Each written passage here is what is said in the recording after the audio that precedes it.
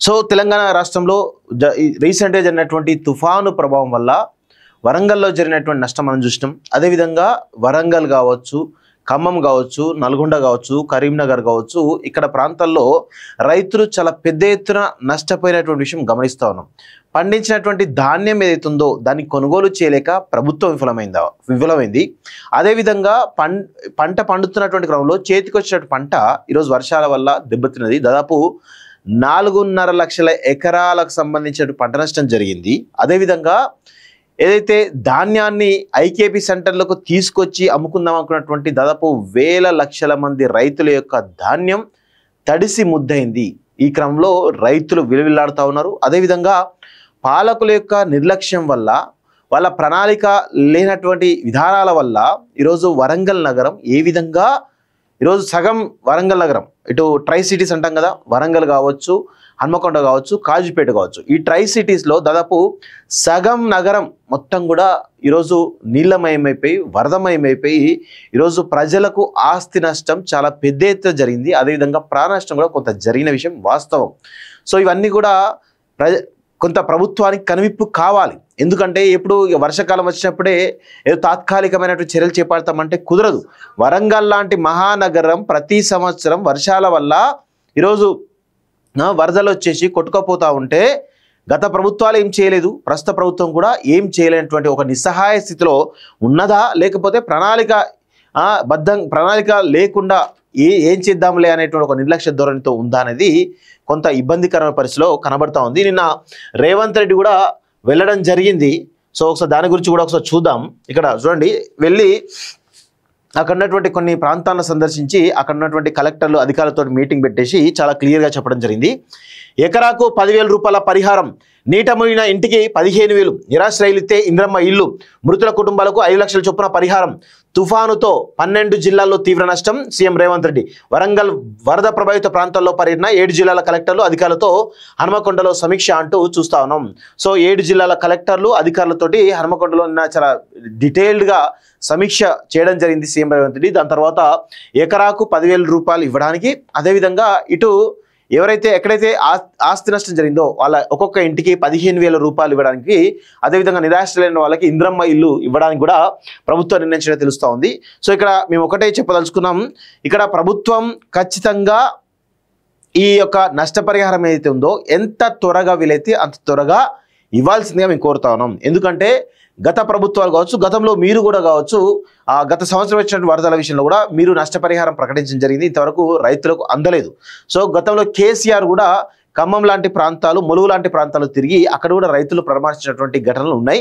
అక్కడ కూడా 10,000 రూపాయలు ఇస్తామని చెప్పేసి చెప్పడం జరిగింది. సో ఇవన్నీ కూడా చూస్తూ ఉంటే మీరు చెప్తున్న మాటలేమో ఓకే, కానీ అవి ఇంప్లిమెంటేషన్ దశలో ఫెయిల్ అవుతూ ఉన్నారనేది చాలా స్పష్టంగా అర్థమవుతా ఉంది. ఈ క్రమంలో మరి ఇప్పుడు జరిగినటువంటి నష్టపరిహారం అవుతుందో మరి ప్రభుత్వం ఇస్తుందా, కేవలం మాటల వరకే పరిమితమా అనేది ఒక బిగ్ క్వశ్చన్ మార్క్గా కనబడతా ఉంది. సో వరంగల్ మొంతా తుఫాను ప్రభావంతో రాష్ట్రంలోని 12 జిల్లాల్లో తీవ్ర నష్టం వాటిల్లిందని ముఖ్యమంత్రి రేవంత్ రెడ్డి తెలిపారు. పంట నష్టమైనటువంటి రైతులకు ఎకరాకు 10,000 రూపాయలు, మృతుల కుటుంబాలకు 5 లక్షల చొప్పున పరిహారం అందించేందుకు ప్రభుత్వం సిద్ధంగా ఉందని ప్రకటించారు. నీట మునిగిన ఇంటికి 15,000 రూపాయలు, నిర్వాసితులైతే దాదాపు ఇంద్రమ్మ ఇల్లు మంజూరు చేసే విషయాన్ని పరిశీలించాలని అధికారులు ఆదేశించారు. శుక్రవారం వరంగల్, హనుమకొండ నగరాల్లోని వరద ప్రభావిత ప్రాంతాల్లో మంత్రులు పొంగులేటి శ్రీనివాసరెడ్డి, కొండా సురేఖ, పొన్నం ప్రభాకర్, ఎమ్మెల్యే నాయన్ రాజేందర్ రెడ్డిలతో కలిసి పర్యటించారు. హనుమకొండలోని సమ్మయ్యనగర్, కాపువాడ, వరంగల్ పోతన్ నగర్లోని ముప్పు ప్రాంతాల్లో కాలినడకన తిరిగి బాధితులను పరామర్శించారు. ప్రభుత్వం అన్ని విధాలా ఆదుకుంటుందని భరోసా ఇచ్చారంటూ చూస్తాను. వరంగల్ నగరానికి ఈరోజు 2 మంత్రులు ఉన్నారు. ఒకరు కొండా సురేఖ, 2 సీతక్క, 3 ఇన్ఛార్జ్ మంత్రి ఎవరైతే పొంగులేటి శ్రీనివాసరెడ్డి ఉన్నారు. వీళ్ళు కనీసం బాధితులను పరామర్శించలేనటువంటి పరిస్థితిలో కనబడతా ఉంది. ఈరోజు సీతక్క ప్రచారంలోనే ఉంది, ఇటు కొండా సురేఖ మరి అక్కడ నిన్నటికి నిన్న కొంత ప్రయత్నం చేసినట్టు తెలుస్తూ ఉంది. ఇక పొంగులేటి శ్రీనివాసరెడ్డి అయితే అత్తాపత్తా లేడు. ఇన్ఛార్జ్ మంత్రి కదా వరంగల్కి, మరి వరంగల్కి ఇన్ఛార్జ్ మంత్రి అయినప్పుడు ముఖ్యమంత్రి కంటే ముందే పోయి బాధితులను పరామర్శించి అక్కడ ఉన్నటువంటి పనులను పర్యవేక్షించాలి కదా.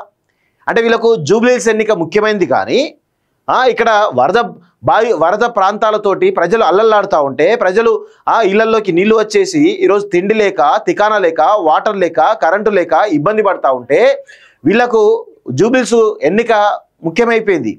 ఈరోజు ఇన్ఛార్జ్ మంత్రి పొంగులేటి శ్రీనివాసరెడ్డి ఏం చేస్తున్నట్టు ప్రతిదానికి అందులో ఆ కాంట్రాక్టులలో నాకు రావాలి, ఈ కాంట్రాక్టులలో నాకు రావాలి, కమిషన్లు రావాలి, నా వాళ్ళకు కాంట్రాక్టులు ఇవ్వాలని చెప్పేసి వివిధ మంత్రిత్వ శాఖల్లో ఏలు పెట్టి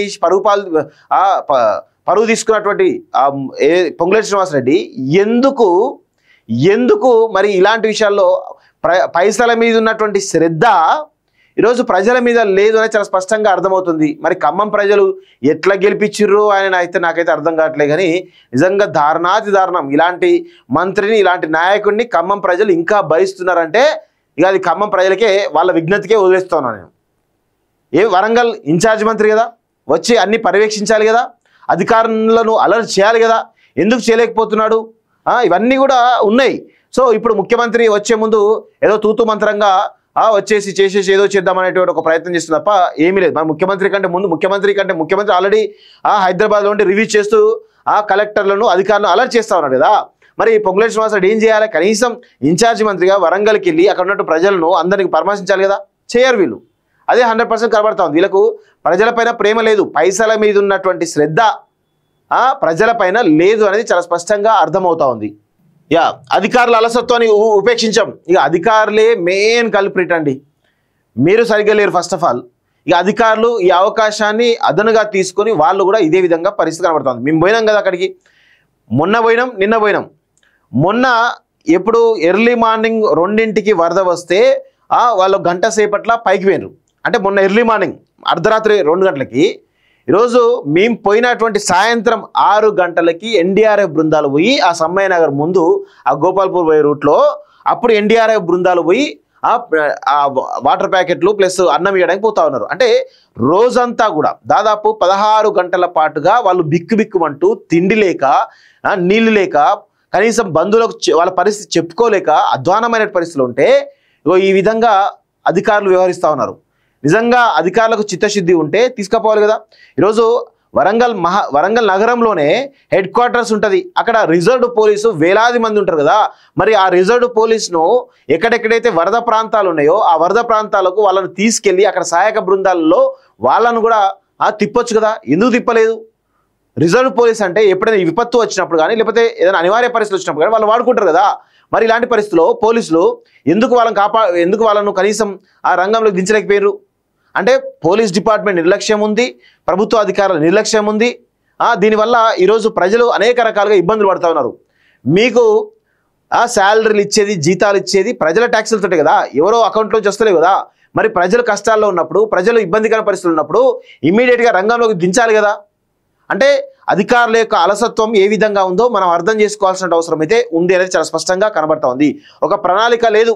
గత 15 సంవత్సరాలుగా ఈరోజు వరంగల్ నగరం ప్రతి సంవత్సరం కూడా చిన్న వర్షాలకు ఈరోజు వరదలతోటి వరదమయమైపోతూ ఉంటే, ప్రాంతాలన్నీ కొట్టుకుపోతూ ఉంటే గత ప్రభుత్వం ఏం చేయలేదు. ఈ ప్రభుత్వం కూడా ఒక దీర్ఘకాలికమైనటువంటి ప్రణాళికలు సిద్ధం చేద్దామనేటువంటి సోయి కూడా లేకుండా పోతా ఉంది.